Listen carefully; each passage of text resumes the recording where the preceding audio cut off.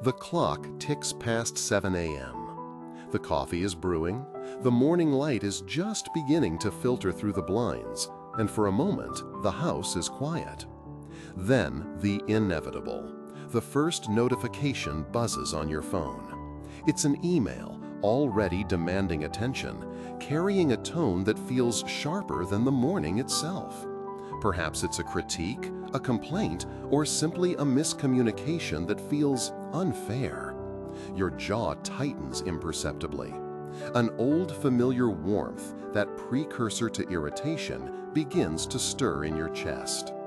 It's just an email, right?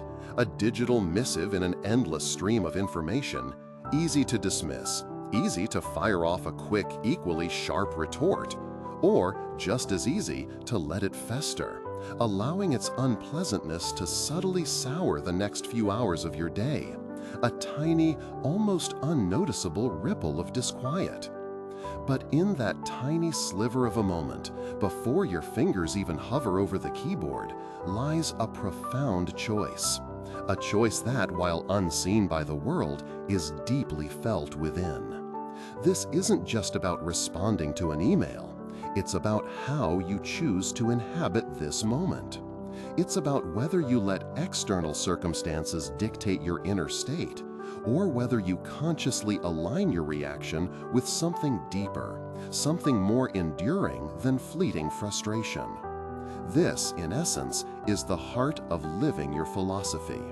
It's the idea that every act, every decision, no matter how small, how mundane, how seemingly insignificant, is a chance to embody the values you profess to hold dear. For a Stoic, this means every interaction, every task, every internal thought is an opportunity to practice justice, courage, and reason. Consider that email. The initial spark of irritation is natural. We are human after all. But then the pause. This pause, often just a breath or a beat of the heart, is where wisdom begins. Here, reason steps in. What is truly within your control in this situation? Not the content of the email, perhaps not even the sender's intention, but your response, your tone, your patience, your clarity, that is entirely yours. This is the first step in living out reason, discerning what you can influence and what you cannot, and directing your energy wisely. Then comes justice.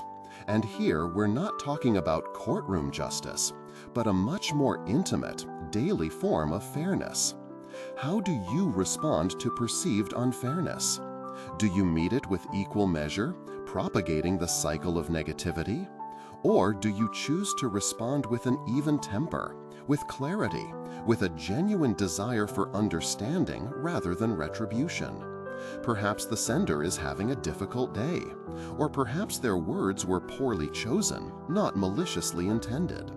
To respond with fairness, even when it feels challenging, is an act of profound justice, not just towards the other person, but towards your own character. It's choosing to contribute to harmony, not discord. And courage? Where does courage fit into responding to an email? It takes a quiet, internal courage to resist the immediate impulse to react defensively or angrily. It takes courage to choose understanding over judgment, to choose patience over haste. It takes courage to be the calm in the storm, even if the storm is just a small tempest brewing in your own mind. It takes courage to hold to your principles, even when it feels easier, more satisfying in the short term, to lash out. It's the courage to be vulnerable enough to be reasonable, even when others are not. These small, unseen decisions are the true forge of character. It's not in the grand pronouncements or the heroic feats that our values are truly tested and built, but in these quiet moments. How you handle a spilled drink, how you react to a rude driver, how you manage your own internal frustration when plans go awry. Each is a micro opportunity to practice self-mastery, to align your internal state with your stated philosophy. Think about your daily routines. The morning commute, the chores, the tasks that feel repetitive or tedious. A Stoic doesn't see these as mere obligations to endure, but as arenas for practice.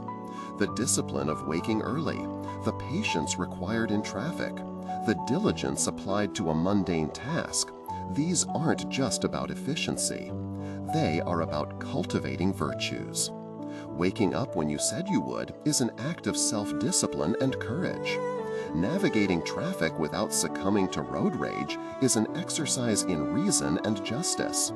Washing the dishes mindfully, focusing on the warmth of the water, the feel of the soap, is a practice in presence and appreciation.